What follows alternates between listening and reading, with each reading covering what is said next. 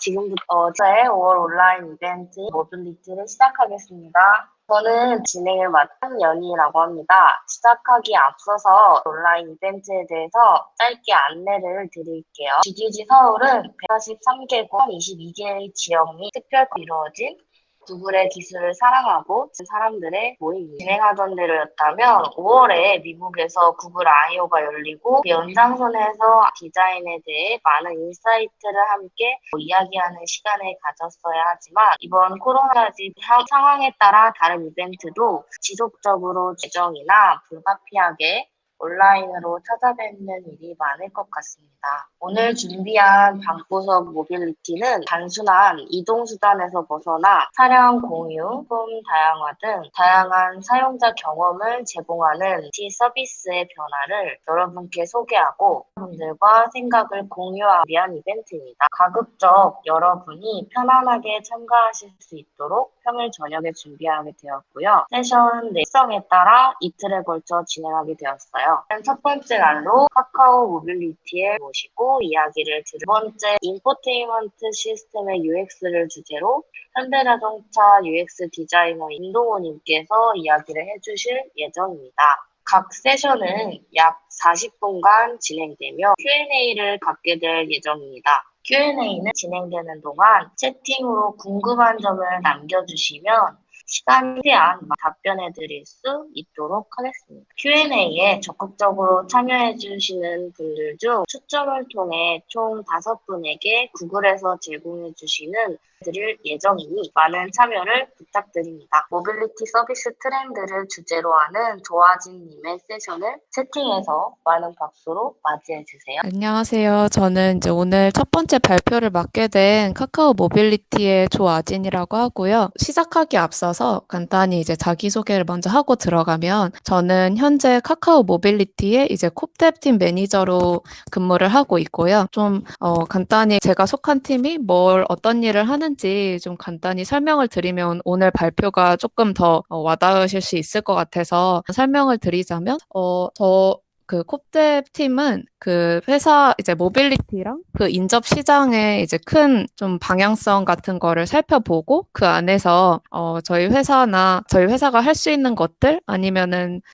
모빌리티 관련해서 저희가 지금 고민하고 있는 것들에 대한 좀 주요 방향성 같은 걸 정리하고 그걸 이제 구체화하는 과정에서 파트너십이나 아니면 신규 투자가 필요한 이런 좀 결정이 나오면 그런 그 구체적인 것까지 좀 드라이브를 거는 역할을 하는 팀이에요. 오늘 그래서 발표 주제도 좀 모빌리티 서비스 트렌드로 그래서 정하게 됐고요. 그래서 여러분들이 모빌리티 서비스 트렌드라는 이런 주제를 좀 접했을 때 좀 의문이 드셨을 것 같아요. 왜냐하면 모빌리티라는 개념도 되게 방대하고 근데 트렌드도 사람에 따라서 다양하게 해석할 수 있는 개념이죠. 그래서 제가 처음에 이런 주제로 좀 준비하게 됐다고 했을 때, 에서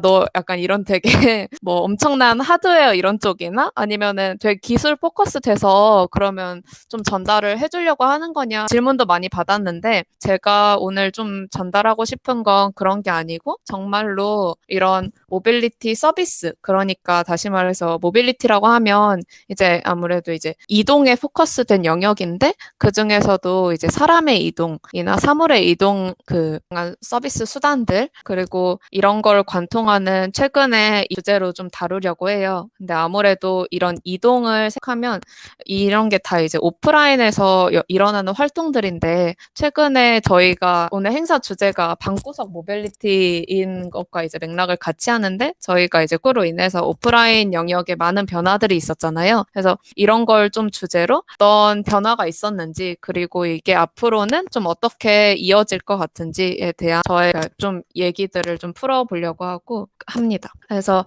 일단 좀 거시적인 내용부터 간단히 설명을 드리면 먼저 전 세계적으로 이동량이 감소한 건 확실히 맞고 그래서 2월, 4월 이렇게 지나오면서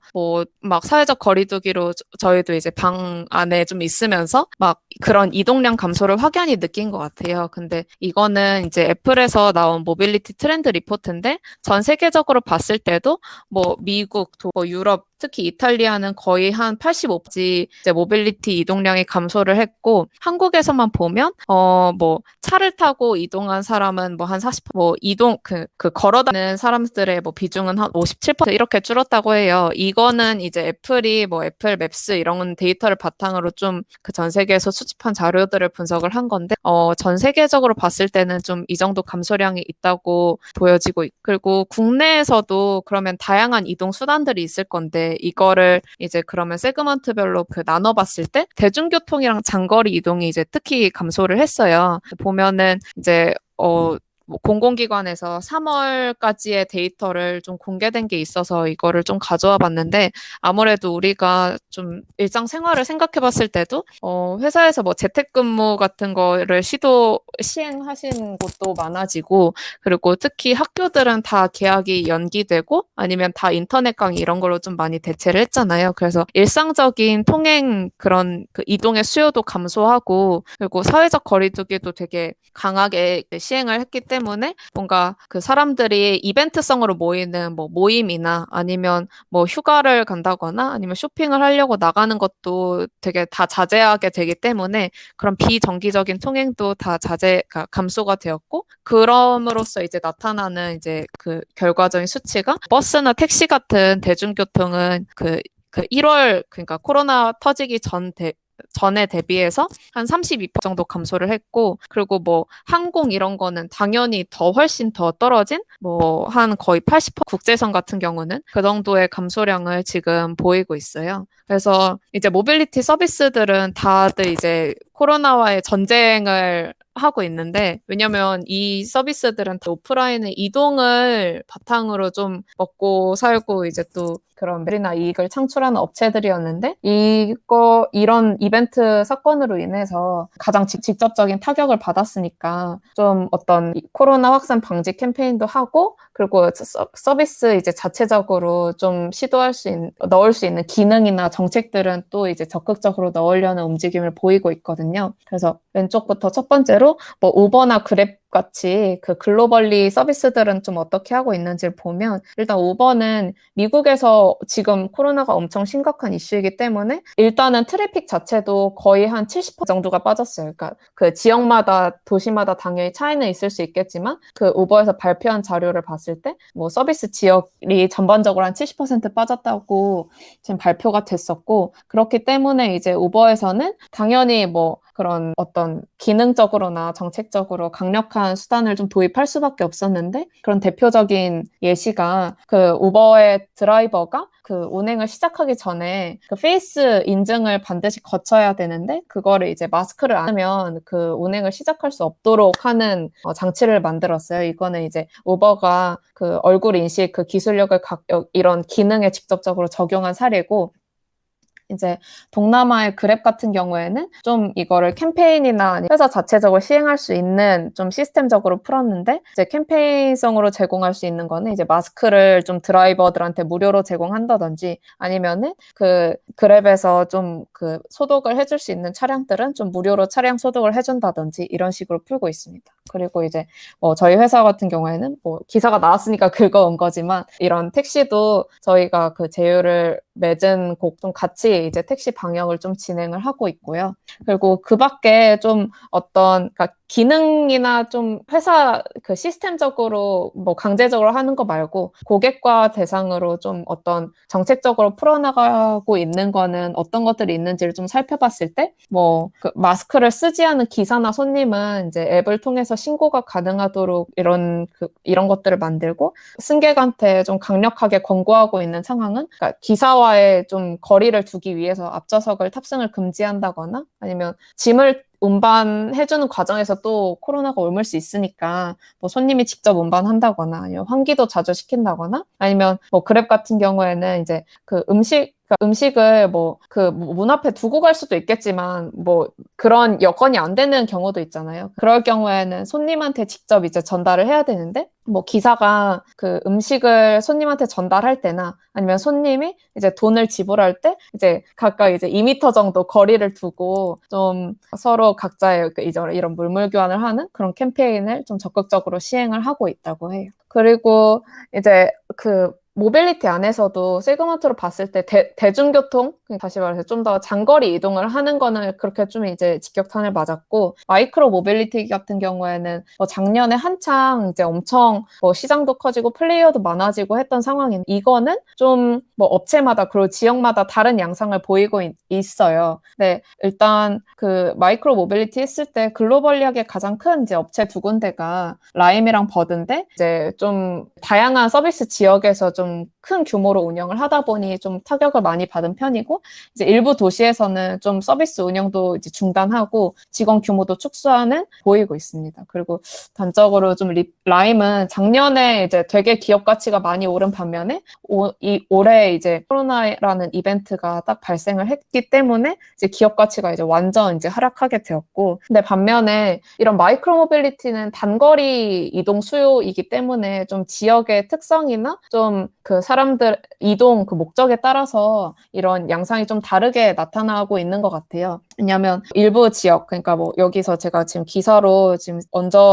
얹어놓은 힐스라는 업체 같은 경우에는 좀 아무래도 라임이나 버드보다는 소규모로 운영을 하고 있었던 데인데 3월 말까지는 일시 중단하지만 일부 뭐 대중교통이 아예 끊긴 지역 같은 경우에는 이런 서비스도 없으면 아예 사람들이 이동을 할 수가 없기 때문에 뭐 그런 일부 지역은 좀 그 이런 기기들을 좀 남겨놓는 방향으로 간 것도 있고, 그리고 그렇다면 우리나라는 좀 어떨까? 기사로 좀 아니면 체감상으로 좀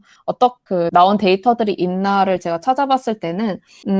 그 대중교통 중에서도 단거리 이동 수요를 좀 그 마이크로 모빌리티가 가져온 그런 그 양상을 보이고 있어요. 그러니까 아무래도 사람들이 생각했을 때 그러니까 사회적 거리두기를 하고 좀 집안에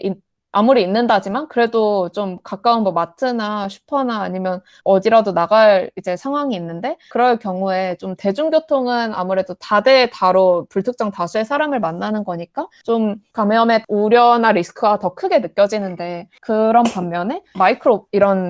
이런 그 킥보드나 자전거 같은 경우에는 내가 그런 그 기기를 잡는 그런 손잡이나 이런 것만 좀 조심하면 아무래도 좀 리스크가 덜하다고 사용자들이 느낄 수 있으니까, 좀 국내에서는 오히려 사용량이 조금 이제 소폭 더 오른 것도 있고 그렇게 보이고 있습니다. 그리고 이제 부분 내용들이 좀 사람의 이동에서 뭐 대중교통이나 마이크로 모빌리티 이런 내용을 다뤘다면, 이제 반대로 사물의 이동에서는 이제 완전 패턴이 바뀌었죠. 왜냐면 사람들이 집에만 나가서 뭐 직접적으로 했던 거를 다 이제 그러면 집 안으로 배달을 시켜 먹거나 배송을 시키게 되잖아요. 그래서 대표적으로 이제 그 배달 음식 같은 경우에는 당연히 이제 뭐 결제 금액이나 아니면 시장도 이제 엄청 커졌는데, 국내로만 봤을 때는 뭐 코로나 터지기 이전과 이후로 봤을 때 가장 크게 결제 금액이 증가한 항목이 이제 배달이 44% 정도로 1위를 보였고, 그리고 글로벌리 봤을 때 이제 우버도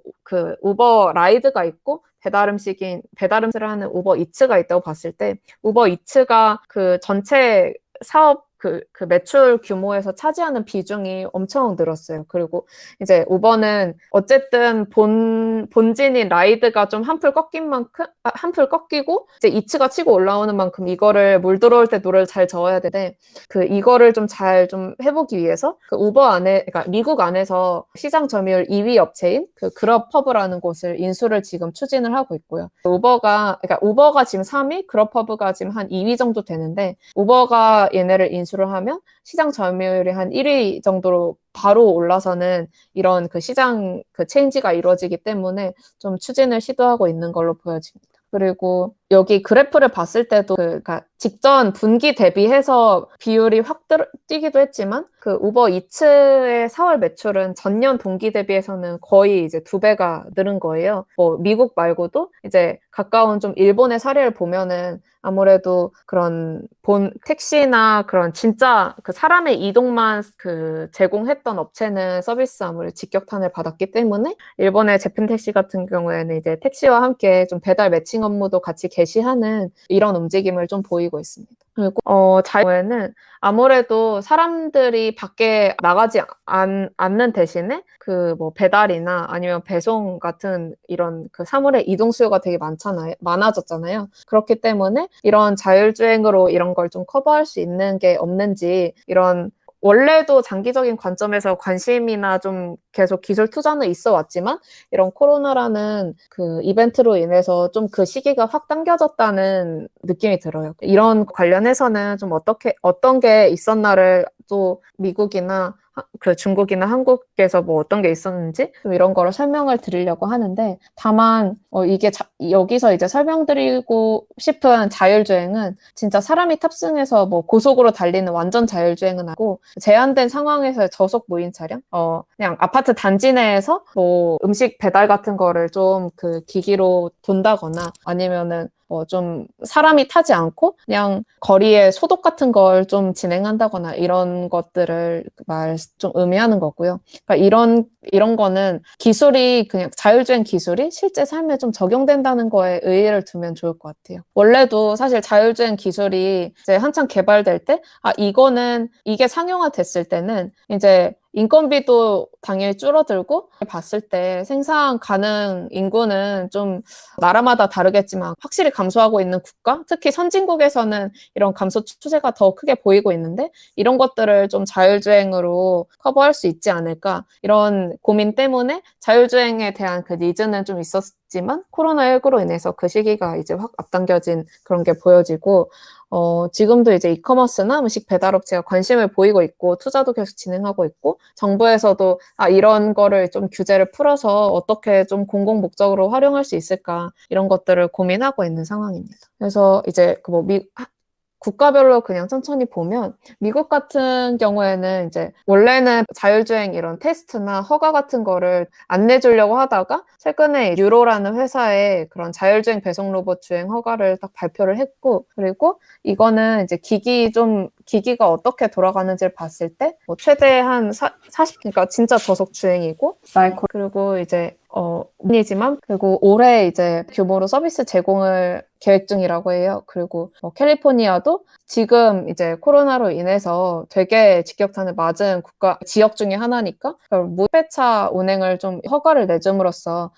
이런 사람들이 마트도 못 가고 이제 집안의 식료품은 계속 떨어져가는 상황 속에서 좀 이런 운행을 좀 테스트해 볼 수 있는 그 환경을 좀 만들어줘야겠다, 이런 생각 때문에 운행을 일부 허가했다고 합니다. 이런 것들을 생각을 해보면 사실 원래 그 자율주행 테스트나 그런 운행 허가를 내줄 때 그 정부 입장에서는 가장 좀 걱정인 게, 이런 자율주행 테스트는 당연히 이제 실시간 오프라인 환경에서 돌아가는 거고, 이게 상황이 얼마나 어떻게 복잡한지 이제 예측하기가 되게 어렵잖아요. 그래서 이거를 테스트를 열어준다고 해도 되게 제한된 시간, 제한된 공간에서 시나리오 몇 개를 제안해가지고 엄격하게 좀 테스트를 해왔는데, 이제 코로나 때문에 이런 오프라인에서의 그런 이동이 확 줄어버리면서 이거를 물론 이제 이런 일부 허가를 할 때도 당연히 제재는 그 제약은 가하겠지만 이거를 조금 더 이제 실생활에서 테스트해 볼 수 있는 여지가 생긴 거예요. 그래서 이런 것들을 조금 차츰 시도를 하고, 중국은 이제 조금 더 이제 적극적으로 이제 자율주행 스타트업에 대한 좀 투자 이런 것도 최근에 이제 기사로 되고 있고, 중국은 이제 어떻게 활용하고 있냐면 병원 내 의료용품을 이송을 한다든지, 아니면 오프라인에서 상품 배송이나 이렇게 도로마다 방역을 한다든지, 그런 공산품 같은 거 아니면 음료 제품 같은 거를 좀 사야겠는데 편의점이나 이런 가까운 마트가 없다 하면은 이런 일부 물품 같은 경우에는 차에 실어가지고 차에 돌고 약간 이동식 자판기처럼 이렇게 활용을 할 수 있잖아요. 그래서 이런 것들을 좀 제품으로 만들어서 생산을 하고 있다고 합니다. 그러니까 이게 좀 투자를 했다고 하는데, 이게 어느 정도냐면 올해 시리즈 A 플러스로 $900만, 그러니까 한국 돈으로 따지면 한 350억 원 정도 이제 투자를 받은 건데, 아무래도 시리즈 A지만 하드웨어를 직접 생산을 해야 되는 거니까 그만큼 돈이 많이 들어가겠죠. 이제 알리바바나 징동닷컴 같이 이제 온라인 유통업체들이 얘네한테 배송 주행 차량 수주를 맡겼는데, 이게 대량 발주를 했다고는 하는데 이게 어느 정도냐를 봤을 때, 작년 한 해에 만약에 얘네가 150대 정도를 생산을 했다 치면 올해는 이제 2, 3월에 코로나 때문에 이런 니즈가 갑자기 커지니까 한 200대 정도를 한꺼번에 이제 발주한 이런 상황이라고 해요. 아무래도 이런 기기들이 처음에 보급될 때는 정부가 규제도 풀어야 되지만 사실은 이런 보조금 정책을 통해서 상용화나 아니면 사람들 실생활에 녹아들게끔 하는데 되게 큰 기폭제 역할을 할 수 있는데 이제 중국의 그 정부도 배달 서비스 규제를 좀 완화를 하기도 하고 지방 정부는 조금 더 적극적으로 그런 자율주행차 가격 한 60% 정도를 보조금으로 좀 그런 정책을 좀 발표를 하고 있습니다. 그리고 한국은 그러면 어떤 게 있나를 봤을 때 이거는 작년부터 좀 서비스를 시행을 한 것 같은데 이제 배달의 민족이 잠실 제가 아파트 단지 이름은 정확히 기억이 나지 않지만 되게 잠실에 아파트 대단지가 하나 있는데 거기서 이제 자율주행 로봇을 테스트를 하고 있고 이게 아파트 단지 내 배송이 정말 음식 배달의 완전 이제 끝단을 책임지고 있는데 그 음식 배달 그 라스트 마일에 소요되는 시간이나 복잡도가 되게 이제 복잡해요. 작년 이제 배달의 민족 이거를 고민하시는 분이 발표하는 세션을 제가 들었을 때 왜냐면 아파트 단지가 그 단지마다 이제 설계 도면이 하물며 엘리베이터는 뭐 어디에 있는지 비상구가 있는지 따로 카드를 찍고 들어가야 되는지 이런 경우나 상황이 다 다르기 때문에 그런 것들이 이제 소요 시간이 되게 많은 편인데 어쨌든 아파트 단지 안에서 이런 로봇을 좀 훈련을 시키면 나중에는 사람을 좀 쓰지 않고도 그런 거를 좀 줄일 수 있으니까 이런 거 테스트를 해보고 있다고 합니다. 그리고 이제 이거를 향후에 좀 더 확장하면 배달의 민족이 지금은 이제 본업이 음식 배달이니까 이거를 음식 배달로 이제 주 목적을 쓰고 있지만 앞으로 더 이제 확장이 되면 뭐 근처에 이제 편의점에서 물건을 뭐 비마트 같은 걸로 주문을 했을 때 얘를 통해서 이제 집 앞까지 딜리버 하기도 하고 아니면은 좀 더 이제 규제가 풀렸을 때 이런 약국에서의 마스크나 아니면은 처방전 없이 구매할 수 있는 약 같은 경우에는 얘네를 통해서 또 배달을 받을 수 있으니까 좀 그런 식으로도 활용을 할 수 있어요. 그래서 마지막으로 코로나가 현재 진행 중이긴 하지만 지금까지의 상황을 봤을 때 좀 앞으로 어떻게 될까 그냥 제 나름대로 고민을 해봤을 때 일단은 현재까지 상황을 봤을 때는 그런 감염에 대한 우려 때문에 공유 서비스 수요가 좀 차량 소유로 좀 회귀하더라고요. 코로나가 터지고 나서 당연히 이제 실물 경제에도 영향을 미치니까 차량 구매가 확 떨어진 건 맞는데 그 공유 서비스 트래픽이 줄은 것보다는 이제 아무래도 낮은 수준이고 공유 서비스는 대중교통은 더 마찬가지고 우버 같이 라이드헬링 서비스를 탄다 했을 때도 내가 드라이버든 내가 라이더든 이 상대방의 뭘 믿고 이 사람이 감염자인지 아니면 아닌지 좀 믿을 그 구석이 없으니까 되게 불안하고 리스크가 높은 거잖아요. 근데 아무래도 그거 대비해서 내가 직접 차량을 소유하거나 아니면은 하다못해 그런 소카나 그린카 같이 좀 중단기로 이제 렌트를 하면 그 시간대는 진짜 그냥 나만 쓸 수 있으니까 좀 그런 것들 또 회귀를 하고 있는 것 같고 다만 앞에서 말씀드렸던 것처럼 코로나 이후에 이제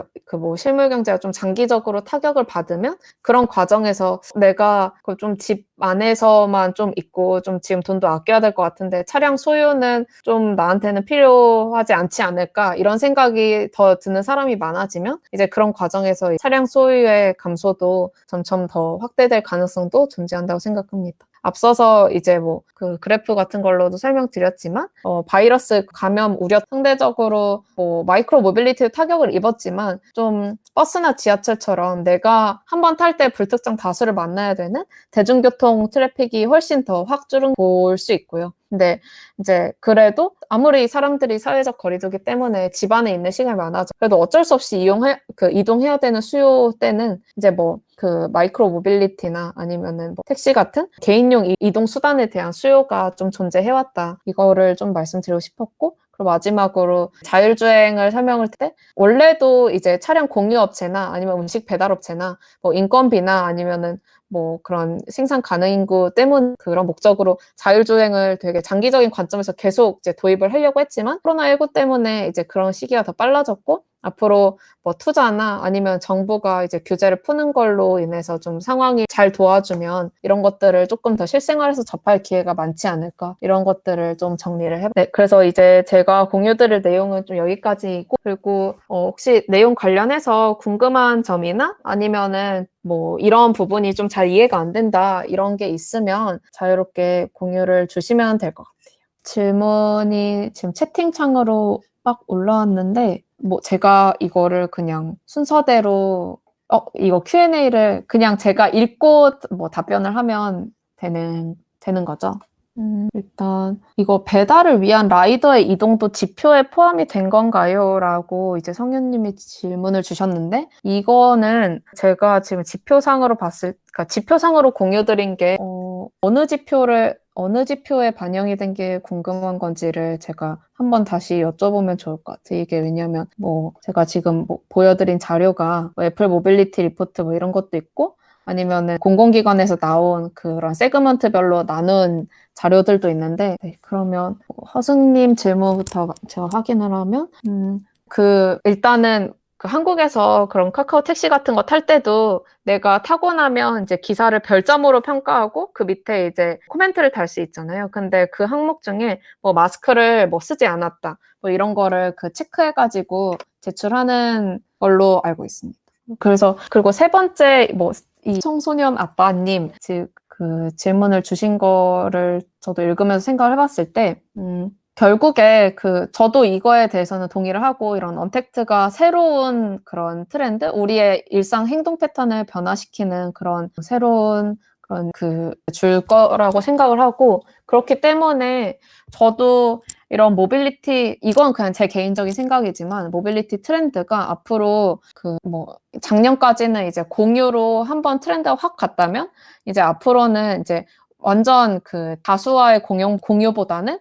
공유를 하더라도 좀 나 개인 또는 공유를 하더라도 그냥 가족 단위 서비스가 좀 앞으로 더 선호도가 있을 것 같고, 아니면은 나는 이런 거 좀 너무 리스키한데 해서 오히려 차를 하고 싶어 하는 쪽으로 넘어가는 사람들도 분명히 있을 거라고 생각해요. 그리고 그런 저희가 지금 코로나가 현재 진행 중이고, 저희도 이런 세미나 미팅 같은 걸 행아웃으로 진행하는 것처럼 그런 내가 굳이 이동하지 않아도 누릴 수 있는 방법들이 되게 많아졌잖아요. 그래서 전체적인 앞으로 코로나가 잠잠해지고 나서도 대체 오프라인을 굳이 이동 안 해도 대체할 수 있는 그런 상황들이 있네? 이런 게 발견이 되면 그런 이동의 그런 수요나 전체적인 트랙이 앞으로는 조금 더 감소할 수도 있겠죠. 그러니까 코로나가 한창 활성화될 때보다는 올라오겠지만 또 한창 이전보다는 좀 낮아질 수도 있다. 이런 게 제 생각입니다. 그리고 모빌리티 트렌드를 보는 주된 출처, 이거는 모빌리티에서 어떤 쪽을 좀 관심 있어 하냐에 따라서 되게 다를 것 같아요. 저도 이제 오늘 이런 내용을 좀 준비를 할 때 모빌리티 서비스로만 좀 특정 짓고 지금 이 내용을 푼 이유도, 모빌리티가 내가 그런 오프라인 하드웨어 쪽으로 포커스를 맞추거나 기술 쪽으로 포커스를 맞추고 싶으면 봐야 되는 내용이 또 달라지고, 만약에 내가 B2C 서비스의 사업 지표나 서비스 지표를 보고 싶으면 봐야 되는 게 또 다르기 때문에, 저의 오늘 발표 내용을 그냥 기준으로 좀 말씀을 드리면, 이런 오프라인, 아니다. 라이드 헤일링 서비스 업체는 우버나 리프트 같은 경우에는 이미 상장된 업체이기 때문에 매 분기마다 이제 보고서도 나오고 대표 CEO들이 이제 컨퍼런스 콜도 하고 그래요. 그러면은 그런 걸 바탕으로 좀 패치업을 하는 편이고, 그리고 기사나 아니면은 저도 이제 기술 같은 경우에는 좀 아무래도 이해하려면 백그라운드 지식이 필요한 경우가 있는데, 그런 것들을 같이 설명해 놓은 그런 자료는 좀 리포트가 많이 도움이 되는 것 같아서, 기술 쪽은 경제연구소나 아니면은 완전 그런 기술 스타트업들을 다루는 미디어의 좀 리포트들을 많이 활용하려고 합니다. 그리고 이거 타다가 사업을 접은 거는 제가 어떻게 설명을 드릴 수 있는 부분은 좀 아닌 것 같고, 제가 설명을 드리기도 약간 애매한 것 같고, 네. 카카오 모빌리티가 자율주행 관련된 실생활들의 서비스 어떤 것들이 준비되어 있는지. 근데 이거 자율주행은 제가 본문 내용 공유 드릴 때도 설명을 드렸지만, 사실 사람이 진짜 이 자율주행을 타고 이동을 하려면 되게 많은 연구와 노력이 필요하기 때문에, 한국에서 그리고 특히 카카오 모빌리티가 뭘 준비하고 있냐라고는 질문을 주셨을 때는 사실 이건 답변을 드리기가 되게 어려운 것 같고, 그렇기 때문에 저도 이제 코로나 한정해서 자율주행 관련해서 어떤 변화가 있었냐라는 걸 좀 전달을 드리려고 할 때도, 이런 뭐 그 무인 배송이나 배달에 대한 니즈가 있기 때문에 이런 것들을 좀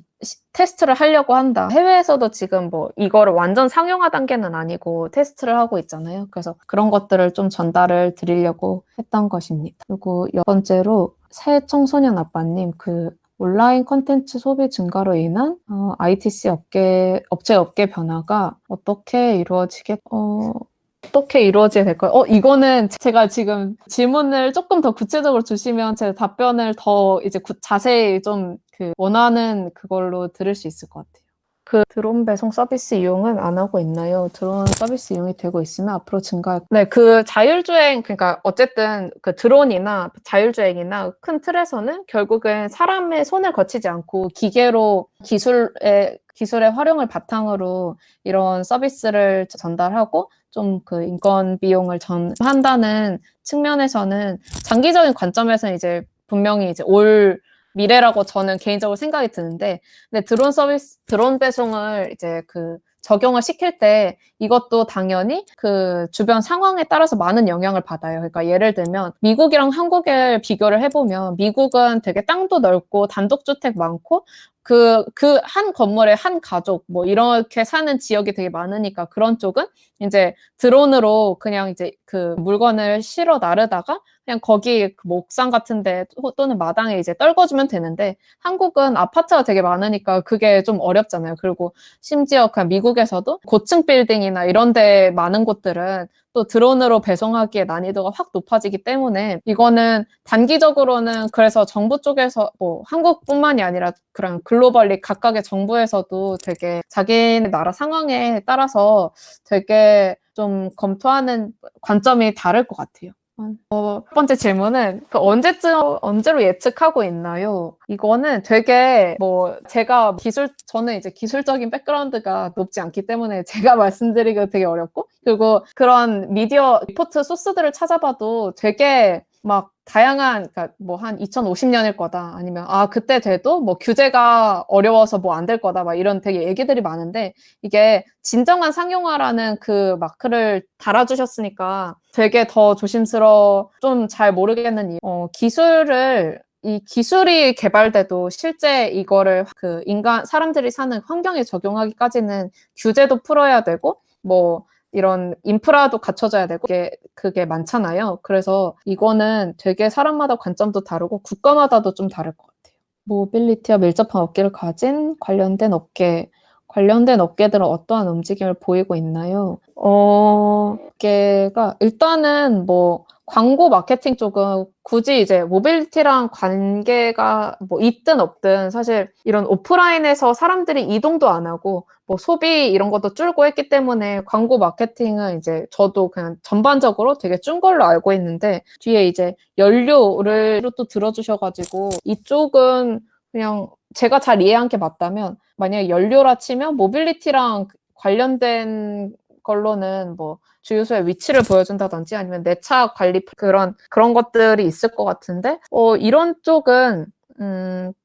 그러니까 연료는 사실 오프라인에서 수요가 뭐 크게 감소했으면 그쪽은 이제 당연히 타격을 받았을 것 같고, 근데 이제 내 차 관리 뭐 이런 쪽으로 만약에 간다면 이거는 나와 내 차와의 어떤 그 관련된 그런 정보나 아니면 관련 서를 좀 컨트롤하는 앱이기 때문에 그거는 뭐 그렇게 좀 타격이 없을 수도 있지 않을까. 그러니까 네, 되게 그렇게 생각합니다. 라스트 마일의 복잡도와 시간이 정확히 어떤 의미인가요? 이거는 제가 그 본문에서 그 배송에서의 라스트 마일 살면서 언급한 내용인 것 같은데, 복잡도와 시간이 어떤 의미냐면, 저도 이거는 그 유튜브를 보다가 알게 된 내용인데, 그 배달을 할 때 되게 극단적으로 뭐 무슨 합정의 어떤 아파트는 이게 주상복합으로 되어 있는데 뭐 대단지고 위안 따로 없고 해서 뭐 한 번 그 배달을 들어갈 때 뭐 경비원의 허락도 받아야 되고 뭐 이렇게 하면은 시간이 되게 늘어나기도 하고, 그리고 내가 만약에 배달원인데 거기에 익숙하지 않아서 뭐 출입구를 잘 못 찾았어. 그러면 들어온 문으로 뭐 못 나가기도 하고 뭐 이런 경우도 해요. 그러면은 그런 거를 만약에 그 단지만 커버한 기계로 내가 학습을 완벽히 시키면 그 음식점에서 그 단지 출입구까지는 뭐 인간이 배송하고 그 단지 안에서는 이제 뭐 기계가 커버하고 이렇게 그 운영을 할 수 있잖아요. 근데 그리고 만약에 그렇게 되면 이제 사람을 더 효율적으로 이제 시간을 활용을 하고 그 안에서의 뭔가 복잡도나 이런 세이브는 기계를 통해서, 그러니까 배송 로봇을 통해서 할 수 있기 때문에 저는 그런 의미로 설명을 좀 드렸습니다. 아까 제가 첫 번째 그 조성윤님 그 라이더 이동도 포함이 된 건가요? 이거를 설명을 잘 못 드린 것 같아서 다시 답변을 드리면, 그 제가 본문에 얹은 내용 중에 뭐 그 세그먼트별로 나눈 지표에는 라이더 이동이 포함이 안 됐을 것 같고, 왜냐면 한국에서의 라이더 이동은 대부분 그 이륜차가 많은데, 이제 그 아까 보여준 그 뭐지 배달, 그러니까 이동 수단으로 나눴을 때의 그 지표는 뭐 버스나 지하철, 대중교통 뭐 이런 쪽으로 나눴으니까 거기에는 이제 당연히 안 됐었을 것 같고, 근데 뭐 한국 그 애플 모빌리티 한국만 커버했던 그 배달 라이더 이동은 그 지표에는 좀 포함이 됐지 않을까 그렇게 생각합니다. 네, 저 그 마지막 그 질문으로 뭐 카카오 모빌리티에서 마이크로 모빌리티 서비스 현재 그 진행 중인 거는 그 카카오 T 바이크라고 그 전기 자전거가 있거든요. 근데 이거에 당연히 그 뭐지 그 도클리스라고 내가 그 도착을 하면 그 따로 이제 그 뭐 주차할 수 있는 공간이 지정된 게 아니고 그냥 바로 이제 체크아웃하고 가는 그 형태여가지고 당연히 이제 공공기관이랑 협업이 필요한데, 그렇기 때문에 처음에 이거 지역을 확장할 때 무조건 막 전국적으로 확장한다 막 이렇게 결정을 내릴 수 있는 사항이 당연히 아니고, 또 처음에 그 어떤 지역을 딱 그 태핑을 할 때 공공기관이랑 그 많은 협업과 검토를 거치고 우리 이런 식으로 이렇게 운영할 거다라는 거를 되게 구체적인 단계까지 얘기를 하는 걸로 알고 있습니다. 딱 시간이 8시가 됐네요.